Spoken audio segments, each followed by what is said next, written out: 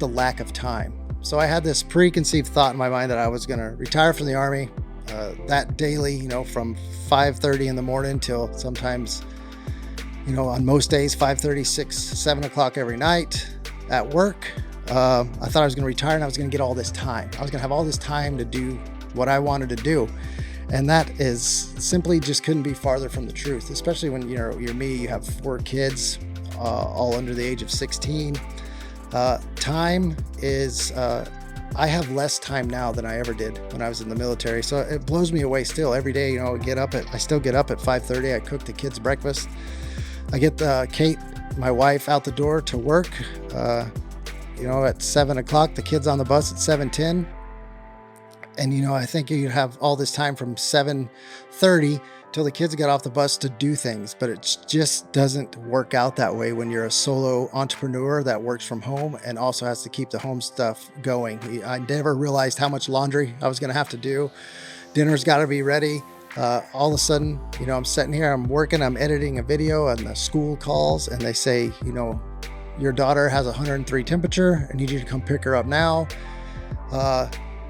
Throws a wrench in your day. All of a sudden it's 12 o'clock. You still haven't got any work done. All of a sudden it's 3 o'clock. The kids are getting off the bus. There's everything that goes along with that, with getting the homework, giving them a snack, telling them no, that when they ask for a snack the second and third time. All of a sudden it's 4:30. We got to get the girls to piano. We got to get them to softball practice from 5:30. It ranges from 5:30 to 8:30 at night. You got games in between there. So I was just surprised, I think, at the lack of time that I was going to have to do things on my own and create and do all this stuff, because I went the solo entrepreneur route and the stay-at-home dad route. I was just blown away that I didn't have time. Welcome to the Leading with Vulnerability podcast. I'm your host, Yuma Barnett. To all the returning listeners out there, welcome back. If you're a new listener, welcome to the show. On today's episode, we're going to talk about military transition and specifically what life has been like since I retired from the military just over a year ago. Now, with that, if you're thinking about changing the podcast right now because you're not in the military and you don't think you can relate to what I went through as a military transition, just wait a second. Let me explain. Everybody in life goes through transitions at some point, whether it's from high school to college to the industry. God forbid you have a divorce and your life takes a hard left turn. You got to transition and figure out life on the other side with your family. Life is full of transitions. So I'm going to share specifically, my military transition in the past year, but I think I know it can apply to any industry or any transition in your life. So stick with us and hopefully you can also learn something out of this podcast. For those of you who don't know me or know my story, I spent 21 years in the Army, most of that time inside of the 75th Ranger Regiment. I retired from active duty, like I said, in May of 2022. And I'm just going to share what life has been like with the year plus that I have behind me now since retiring. I'm going to share my experiences in my transition. I think every military transition, every transition will be unique in its own right. But I think even in that, there's going to be experiences that are similar. So we could cover a wide array of topics, right? But I'm going to focus on 5 primary topics that have kind of risen to the top and that I think that are more common to all of us, no matter what type of transition you're in. Now, the first thing is, how has my perspective on transition changed over the past year? And were there any surprises during this past year? I'll say, the transition, like many things, when you first start them off and it's shiny and it's new, a lot of information can be thrown at you. It can be difficult to really understand what's going on while you're in it when it's new. For example, I run a media company. So when I get a new bright, shiny, brand new camera, it's new. It's got all the bells and whistles. And I'm trying to figure out how to use it and put it to work. But what happens after the shine kind of wears off? Is it what I expected it to be? Military transition or any transition, I think, is the same way. It's no different. What's it like when the shine wears off, which it kind of has now since I've been out for a year plus? As far as I don't think my overall perspective about military transition has changed. Honestly, even though the shine's starting to wear off, I'm still figuring out things as I go. I will say I expected my military transition. I expected it to be difficult. I expected it to be hard. But if anything, it has been more difficult than I expected, and I say that because it is difficult in areas I didn't expect it to be difficult.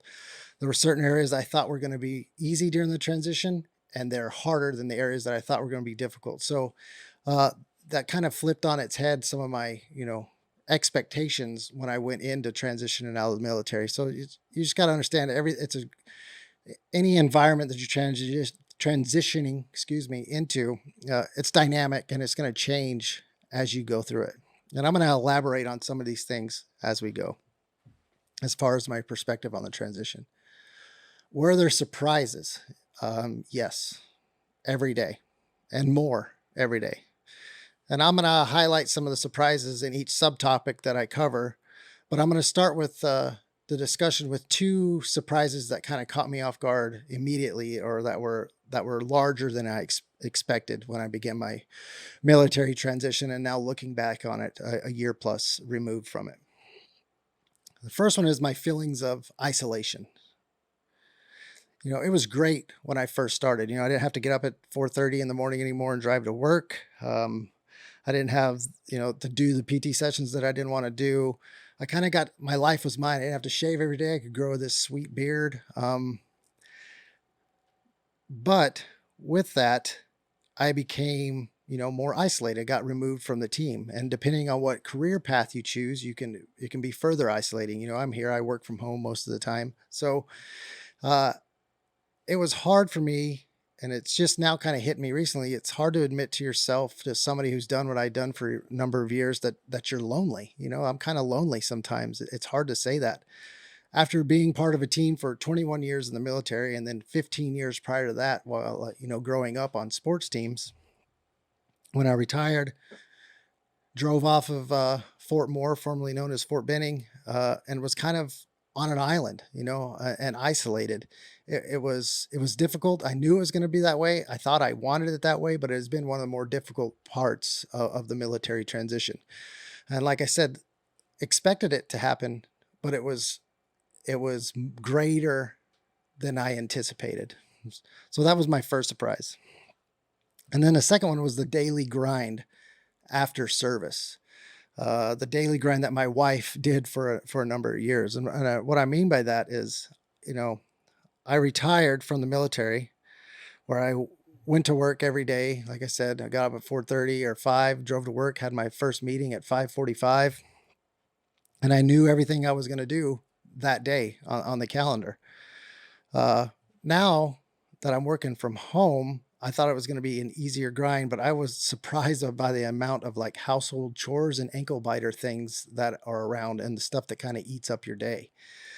Uh, and that leads me to that kind of the second subtopic in this of the grind, is just the lack of time. So I had this preconceived thought in my mind that I was going to retire from the Army, that daily, from 5:30 in the morning till sometimes, on most days, 5:30, 6, 7 o'clock every night at work. I thought I was going to retire and I was going to get all this time. I was going to have all this time to do what I wanted to do. And that is simply just couldn't be farther from the truth, especially when, you're me, you have 4 kids, all under the age of 16.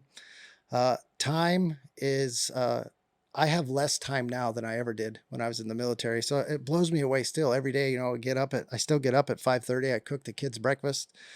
I get Kate, my wife, out the door to work, at 7 o'clock. The kids on the bus at 7:10. And, I think you have all this time from 7:30 till the kids get off the bus to do things, but it just doesn't work out that way when you're a solo entrepreneur that works from home and also has to keep the home stuff going. I never realized how much laundry I was going to have to do. Dinner's got to be ready. All of a sudden, I'm sitting here, I'm working, I'm editing a video, and the school calls and they say, your daughter has 103 temperature. I need you to come pick her up now. Throws a wrench in your day. All of a sudden it's 12 o'clock. You still haven't got any work done. All of a sudden it's 3 o'clock. The kids are getting off the bus. There's everything that goes along with that, with getting the homework, giving them a snack, telling them no, that when they ask for a snack the second and third time, all of a sudden it's 4:30. We got to get the girls to piano. We got to get them to softball practice from 5:30. It ranges from 5:30 to 8:30 at night. You got games in between there.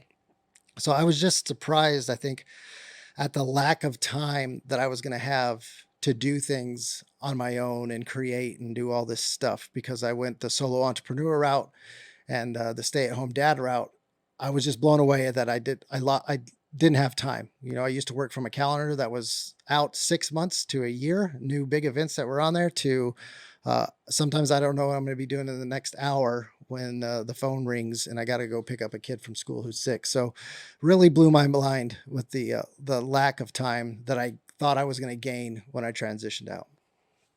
The second one is, the second big part of transitioning is choosing a career path after leaving. And this is one of the most difficult and one of the most important things you're going to do, obviously. I think the longer you spend in the military can do one of two things. It can make the decision of what you're going to do in your next career extremely easy or extremely difficult. And I'll talk about the easy first. It's easy, relatively, if you loved what you've done in the military and you want to do the exact same thing or similar as a contractor or government employee. If you plan ahead and position yourself right, in many cases, you can move right into some sort of government work, either contracting as a GS employee immediately after removing the uniform. There's caveats to that, obviously. A big one being, where do you want to live when you get out? And we could go into government work and stuff on a whole other podcast. But when you've been in a long time, if you want to live around a military installation, there you can find work on there as long as you set yourself up right, which is the easy method. And there's nothing wrong with that, as long as you take the time and set it up. It's difficult if you have no clue really what you want to do. I talk to a lot of people. I say, what do you want to do? And they have no idea, or they give me 15 ideas of what they want to do. If you take me, for example, I did 21 years. I did the exact same job in mostly the same organization, right? The roles and responsibilities changed within the job, but it was the same. I knew what I was doing 21 years straight. For me, when I retired, all I knew is I didn't want to walk out of the office on Friday, Master Sergeant Barnett, take the uniform off and walk right back into the same building or the same post on Monday in civilian clothes and be Mr. Barnett. I didn't want to do that. And I will say it is hard to give post-military career advice tips to a general audience. But I do think that there are a few things that are common to all. And the first thing I'll say when it comes to transition in your career, or starting a new career, if you're not military transition, you're just somebody else out there, is start early. Start as early as possible. Start career searching. Search, where do you want to live? Search the school districts where you want to live if you have kids. Research, start early education you're going to need to go into those jobs, whether it's formal education or certificates. Start early with those family conversations. Make sure they're part of it. Start early with networking where you want to live and in the industry you want to be in. Start early with ordering your medical records to get out of the military. You got to order those things at least 180 to 220 days out so you can have them in hand and file that VA claim 180 to 120 days out from your time in service. So it doesn't matter what you're doing in any walk of life. You've got to start early. You got to start planning early and start putting pieces in place early. And the earlier you can do that, the better you'll be. I wish, when I mentor or talk to service members now, I tell them that their transition started the day they walk into the military. The day they put that uniform on is the day their transition started, because you're on a timer. You're going to get out of the military. It's going to end at some point. So the earlier you start looking at it, the better. And in my experience, and speaking from personal, service members, especially SOF, we are world-class procrastinators. And don't tell me it's any different, because I've seen the hundreds of senior NCOs knocking out an NCOER, an evaluation report on somebody 1 hour before it's due. I used to put stuff off to the last minute all the time, giving myself extreme anxiety and mental fatigue, but I always delivered it on time, and I always gave myself the excuse that I thrived in those pressure environments, creating pressure on myself. Transition is not an area for procrastination. Start early. Trust me, trust me, trust me. The next thing is you got to get to know yourself. To find true happiness on the other side of the uniform, you got to know who you are without the uniform. You got to cultivate that emotional intelligence and your self-awareness. And you've really got to get to know who you are. When I've been a ranger for 21 years, and as soon as I walk in a room in the military, I had some level of, people gave me respect, or they respected the rank I was wearing, or they knew who I was, or they respected the patches that I was wearing on my shoulders. When you leave the military, you don't have any of that. So who are you without the military? What drives you? What are your motivators? What are your intrinsic, extrinsic, all of that? Who are you? It's hard to know exactly who you are without that team, without the military. There's a lot of ways you can cultivate your emotional intelligence and learn who you are. I'll encourage you to read 2 books. And if you don't read, listen to them. 2 books that kind of changed my whole life and perspective on transition, life, military, everything. It's Daring Greatly by Brene Brown. If you want to understand vulnerability and how to unlock who you are on the vulnerable sense, read the book. She's been brought in by, special operation organizations have brought her in to speak to their operators and stuff. So great book. The second one, The 7 Habits of Highly Effective People by Stephen Covey. That book there was one of the jumping off points of helping me translate my military experience into civilian speak, so I could put it on resumes and speak intelligently without military jargon to industry folks. Great books. I have both of them out. I reference them all the time. They're highlighted all throughout, and I use them, and I highly recommend it. If you're a SOF personnel and you're listening to this, you've spent time either in SOF or supporting SOF, apply for the Honor Foundation. I'll say it like this. You can look up the Honor Foundation and what they do, and I've spoken about it and posted about it ad nauseum, but you wouldn't train for a fitness test involving push-ups without having your training involve push-ups. You shouldn't prepare for a transition from SOF without using the Honor Foundation. It's a no-brainer, right? And if you don't want to use the Honor Foundation, use one of the other ones. And if you're not in SOF and you can't use the Honor Foundation, go find a nonprofit foundation out there that helps with transition and use them. They're there for you. Most of them are free. At a minimum, they're going to give you a different perspective on stuff. It's going to help you open up. It's going to start that networking journey. Use those, just use them. And they really helped in the get to know who I was portion of my transition. Now, for me personally, what did I do when I got out?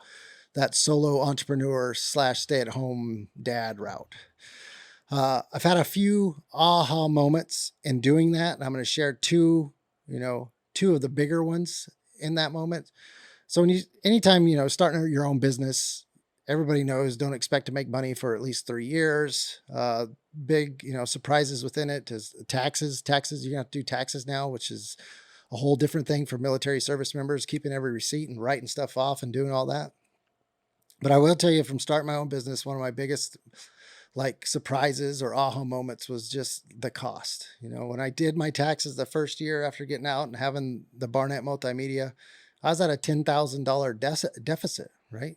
Well, that didn't surprise me because I knew I wasn't making money that year, but it's not unusual, especially when I provide a service, and that service I provide requires equipment to provide that service. But still, when you see $10,000 negative on a business you're starting, that's not an easy pill to swallow. So that was kind of a surprise to me. And the other one is just, you have a reputation. Like I said, when you're in the military, you have credibility as soon as you walk in the room because you got the rank on or what you've done, or people know who you are. Having a good product or service, being a veteran, coming from a stellar military background like many of us have, that does not equal customers blowing up your phone and asking for your service. Those two don't translate. You're going to have to be patient, and you're going to have to grind. And you're probably going to have to grind harder than you've ever done it before, especially if you're doing the solo entrepreneur route, because there's somebody out there doing it better than you. I promise you. Right. So you got to study those people and learn to do it better than them and put yourself out there. You're going to have to get comfortable being uncomfortable. Sound like that's a cliche that I say it all the time, maybe, but it's the truth. I find that veterans have a difficult time marketing themselves in the social media landscape. So for me, I have a media company, right? I have to be on social media. Sure, I've posted on social media in the past and told little funny stories or picture of the kids, but to actually post social media stuff about yourself and how you provide a service and it's a good service and why people should use it, and that is hard to do. It is just not in our quiet professional nature. I think in some cases it's in the human nature not to do that. Some people are very good at it. You see them on social media promoting the crap out of themselves with no worry, right? That's hard. It's hard to do. But if you're going to do this solo entrepreneur route and you're going to start something on your own, you better get comfortable in that social media space and saying I and putting yourself out there. Just know that's what's going to be. And if you're not going to do it, you're going to have to hire somebody to do it for you. And then I say, if you do the entrepreneur route, just be patient. Try to find something you love and monetize it, have fun, and be prepared to lose before you gain anything. And if you're out there and you're making money hand over fist in your first year doing something, call me and tell me what you're doing so I can follow your lead. And for me, I took mine kind of slower on purpose, right? I put dad first, business owner second. I planned for that early, had those conversations with my wife. So you do the same thing. Now, if you don't go the solo route or entrepreneur route, and you're going to go corporate, you're going to join a company, just do your research and find something and somewhere that's going to make you happy. I know veterans in both buckets, 2 buckets right here. One bucket, veteran got out, making bukus of money, hand over fist, miserable in his job. Other bucket, veteran got out, not making bukus of money, happy in his job. Everyone I talk to, especially the ones that leave this bucket, the money bucket, and they go over to this bucket and they're happy, their quality of life is better. I haven't had the conversation yet, and I might, where they said I took the money over the happiness, or they say, I'm miserable, but I make a lot of money. Most of the conversations are, I left the money to go do something that makes me happy. And if you can find something that does both, awesome, do it. But I will say happy trumps money every time in the conversations I've had. Number 3, stay physically active. When I got out of the military, I kind of stopped moving for a little while, right? I think it might be natural for some. Like, I don't have to get up at 5:30 anymore and go do PT. Life changed. The kids were the priority in the morning, getting them breakfast and getting them out the door. But let's just put it simple, right? Let's call it like we see it. I got fat. I got a little lard on me. So I used to fluctuate between 210, 225 pounds. I could still run 5 miles in 35 minutes. I was always a bigger guy, but I'm 6'2". But about 6 months into my retirement, I had my first VA checkup. I knew I'd puffed up a little bit. But when I stepped on the scales at the VA and it registered 258 pounds, I about crapped a kitten. I'd never weighed that much in my life. And when you've done what I've done and many other special operators have done, or infantrymen, or just soldiers in general that performed highly, a large part of our identity is tied to our physical fitness and our physical appearance. And when we become fat and out of shape, it's a big mental and emotional hit. And it can put us in a dark place. It kind of put me in a dark place for a little while. Like, I'm this fat, worthless guy. I can't uphold the standard anymore, even though I didn't need to uphold the standard, right? I'd done my time. It still weighs on us, right? And it's easy to get out of shape on this side of the uniform. I assure you that. The beers go down easier, right? There's no first call. There's no PT session the next day. So why not have another cocktail? I can get through a meeting with a little bit of a foggy headache. The next plate of French fries, that's all you can eat at Red Robin. No consequences there. I ain't got a tape test coming up. I don't have a 5-mile standard coming up. I don't have a 12-mile road march coming up. you know the consequences, but you don't care about it as much. It's easier. The early morning PT sessions are gone. You know, those long days and nights wearing body armor, walking live fire lanes, burning 5,000 calories. Those days are gone, right? You're not doing that anymore. And if you are, I mean, good for you. But most of us that get out of the military are as broke as I am. We're not doing that anymore for a reason. It hurts. But seemingly all of a sudden, I mean, within a short matter, you've got 20 extra pounds you're carrying around. You're looking at a flight of stairs and it's as daunting as a 9,000 foot climb chasing ISIS in Nangarhar. And you're getting winded climbing the parking garage at sea level. So, it was hard. For me, I knew like I had to do something or I was going to remain miserable physically and it was going to affect my mental and emotional state. So I started moving again, and but you got to put the ego aside and start moving again. And what I mean by that is I've heard it, I've said it, like I'm not ever running 5 miles again under 40 minutes. And if I can't run it under 40 minutes, I'm not going to do it. If I can't maintain the standard, I'm not going to do it. That's a flawed way of thinking, right? Yeah, I don't run as much as I used to. I'm never going to run 5 miles straight again because it hurts like hell. But what I can do is focus on the things that I can do, right? I might have a torn meniscus in my knee and have both ankle surgery and a torn tear in my shoulder, and I get the nerves burned off of my back. It'd be easy for me to just wallow and focus like I can't do this stuff. But what I decided to do in the past, 60 to 90 days, I said, I'm going to focus on what I can do and instead of what I can't do. And I get up now and I walk 30 to 60 minutes on the treadmill every morning. And then I go do a strength workout in the afternoon with my wife or by myself or with my kids. But it's easy to make excuses, right? And not do it. You have to make the time. The time's not going to be there for you. Like I said earlier, one of the biggest things that surprised me is the time that I didn't gain when I got out. If you got to get up early still and get it in, get up early and get it in.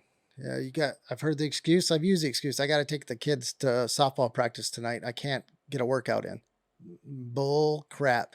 Put a dumbbell or a kettlebell in the car and do something while they're at practice. Oh, I'm the coach. I can't practice. I worked all day. I came home. I'm the coach. Now, that doesn't work. You run the drills with the kids. You don't have to deadlift 500 pounds anymore. You don't have to bench press 315 anymore, but you do need to do something physical every day. I'm a firm believer in it. And it's going to help you. I promise. And the second thing I did is I started counting calories. So really, I had no idea how many calories I was consuming on a daily basis. And I really didn't need to know because it didn't matter. But after I was consuming way too many calories for the amount of physical activity I was doing. Like I said, I wasn't putting on body armor and doing stuff all night and all day and burning 10,000 calories in a 24-hour period and only taking in 1,000. So, I'm eating 3,000 calories. I'm burning 2,000 calories. That math is simple. There's 1,000 calories left. Carry the Y equals fat Yuma. So I started counting the calories and it was a game changer for me. I mean, we're getting older. We're less active. That's just simple facts of life. Now, I use this. I use the Whoop tracker to track my calories, my sleep, my strain, or my activity throughout the day, my calories burned. Yes, it costs me $300 a year to wear this device on my wrist 24/7 to track my health. But in the grand scheme of things, that's cheap. That's a few cases of beer and a couple bottles of vodka, really, right? And it's worth it to me. And as silly as it may sound, it keeps me accountable. I pay money for this thing. I got an app and I open it up and it tells me you didn't sleep well, you've been eating too much and you haven't moved. It gets my butt moving. And I've had these before and never listened to it, but I just recently really started listening to it and getting into the data. And it's been like I said, it's been a game changer for me. And then for calories, I just use an app again on my phone. The app I use is called Lose It. I use the free version. It's simple. I scan the barcode of everything I'm eating. I weigh it, to find out that a quarter cup of brown rice was 300 calories was devastating for me. I used to love to just put that on there, throw some soy sauce and down it. But if I want to have quality of life later in my years, you got to make a change. And it starts with you, starts with me, and we can do it. So that's where I was at, the physical wise. I was just shocked in the past year how fast my physical level depleted. Now, number 4, let's talk about your military support network and remaining connected with the friends and the veteran community. This is a big deal. And I didn't realize how big until recently. So it's no kidding. No, it's no secret. I miss the heck out of the job. I miss riding on helicopters. I miss shooting guns and getting paid for it. I miss going to combat. I miss a lot of things about the military. But I cannot express how much I miss the people. You out there listening, just the people, the veteran community. I miss being around like-minded people. I miss the conversations we used to have on a Friday, drinking a beer in the office, boots off, and reliving how much that training exercise sucked, cracking jokes, talking sports, talking trash, all of that stuff. And if you know what I'm talking about, then you know. You're probably feeling those conversations right now in your soul, because I miss it. And I have yet to really find a way to replace that. I've found a way to replace it in spurts at a barbecue or a get together, or I run into somebody, but on a constant daily basis, like I had for a number of years, I haven't been able to find it again. And I'm working on it. When you get out, I said it, you're kind of on an island, and a lot of times we never reach out because we don't want to seem weak, or we don't want to feel like we're a burden. And it can be difficult, but I'm going to share a text I sent to 2 of my friends a couple of weeks ago. I was having a tough day, but I practiced what I preach, and I reached out, and I'm going to read it to you verbatim what I sent them. Some of you have probably read it, but I'm just going to tell you.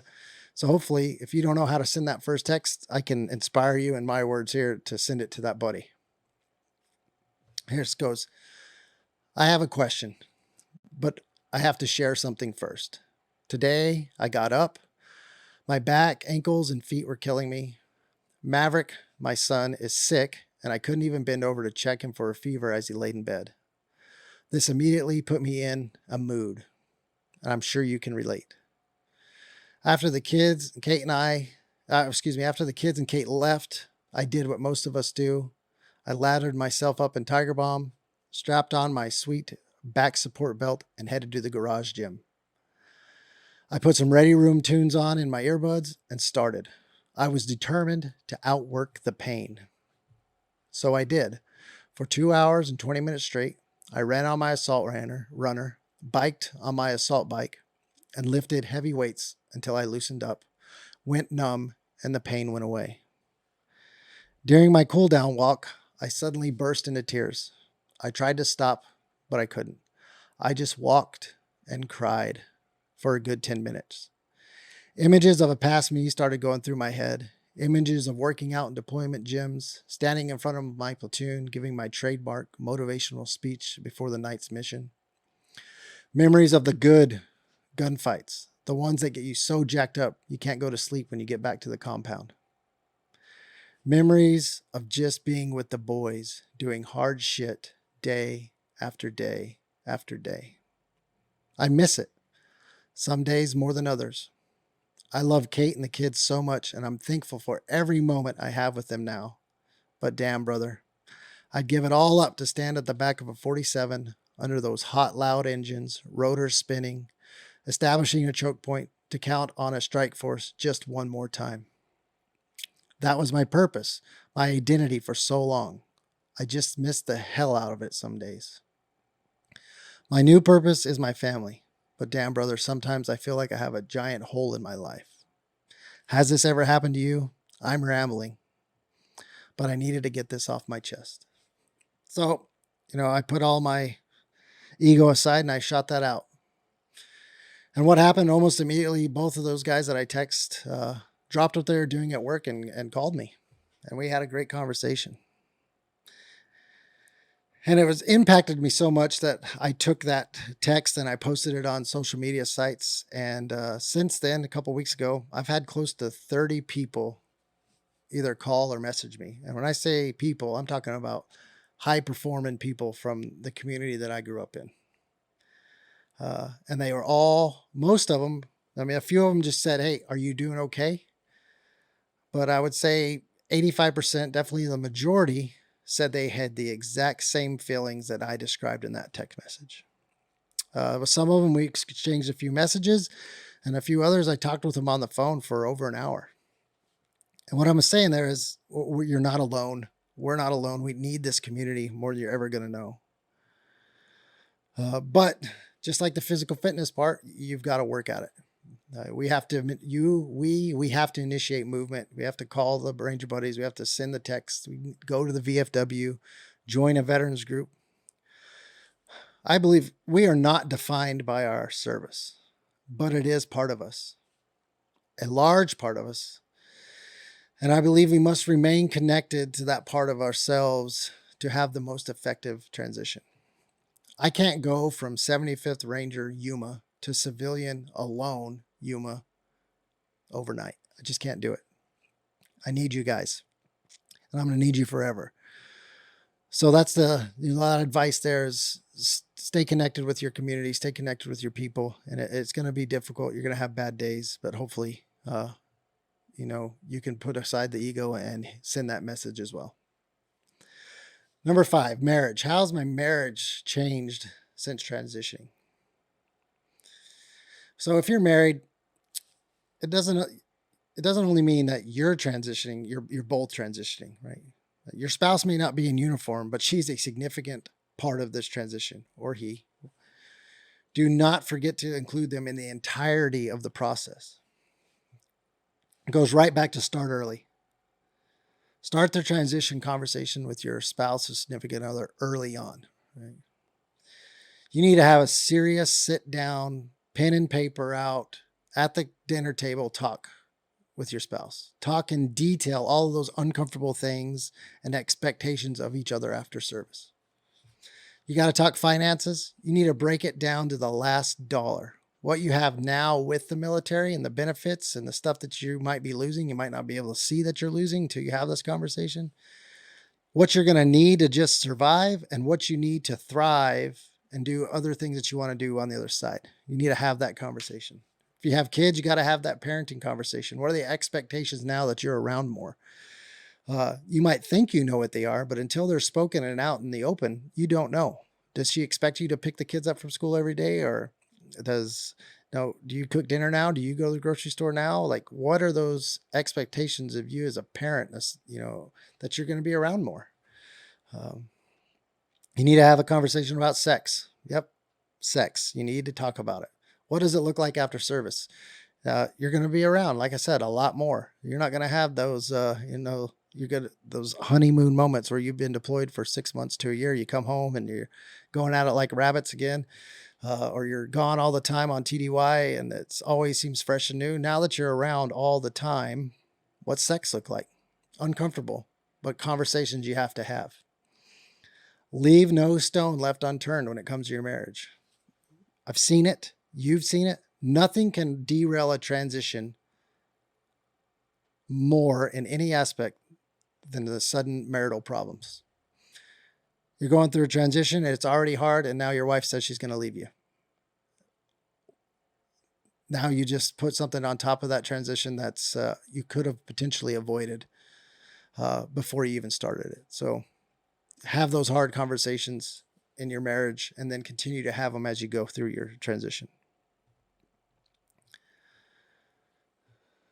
And it's cliche to say it, but for your marriage, and I'll close on the marriage part, is communication. It's cliche to say, right? But communication is the key to post-military marital success. We could discuss more and more topics when it comes to transition, my experiences with the VA, my experiences as mental health providers, parenting in general, community involvement, and much more. But I just wanted to give you a few key things that come top of mind when I think of my military transition in the last year and things I've done and things I wish I'd done and things that surprised me. But I'm going to close with 2 things. First, referring back to my point about finding community. I said it, but I'll say it again. I miss you guys. I do. So in an effort to remain connected with you all, when you miss something, I'll step back. When you miss something, I've said it, you can really do two things. You can go on and just continue to miss it. And that can be something that's a hole in your life and it's gone. Or if you really miss something, you can be, proactive and do something about it. So, cause I missed the hell out of you guys so much, I'm doing something about it. So I started a Discord server. Discord is a communication application, and I set one up for veterans. It's called Salty Vets. So please join. And I called it that because I think we're all a little bit salty and we miss kind of being our salty veteran self or our salty military self from time to time. And hopefully this is a space where you can do that. Now, I know what some of y'all are thinking. I'm thinking it.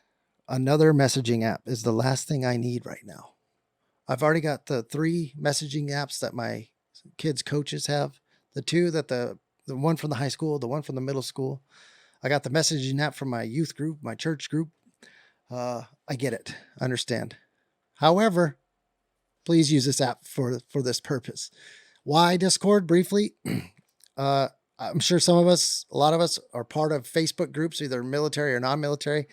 Somebody will post something of value in a Facebook group, and then you'll get 50 people that post stuff of no value above it, and all of a sudden it's buried and you never see it.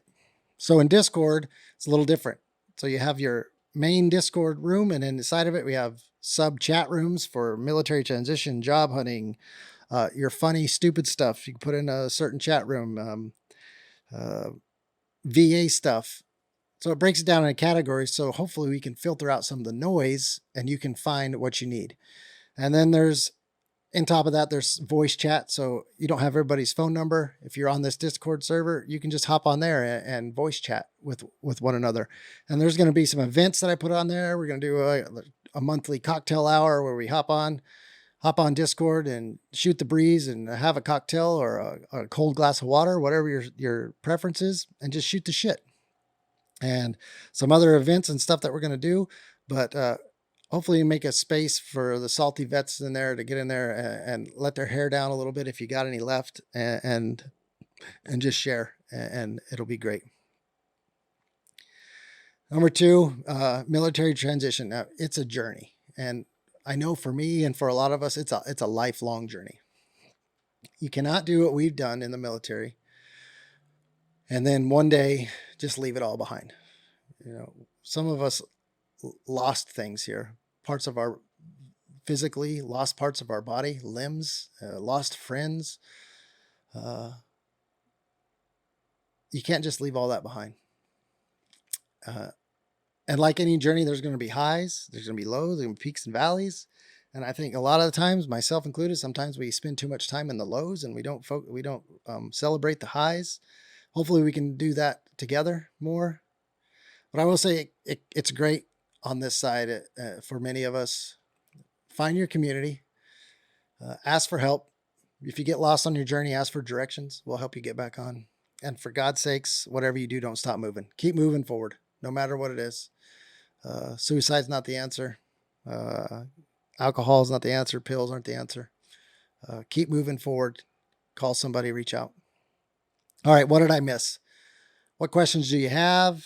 Add it to the comments. Shoot me a message. Now, I need you guys to do something that you guys never really do. You made it this far. Hit the like button. Hit it. Hit the share button. Hit the subscribe button. Engagement matters. You engage on it, you hit like, goes up in the algorithm, somebody else is going to see this. I guarantee there's at least one person out there that needs to hear this episode to save their life or change their day, right? Let's ensure that he or she gets it, okay? Let's do that for me, please. I love you guys. Until next week, out here.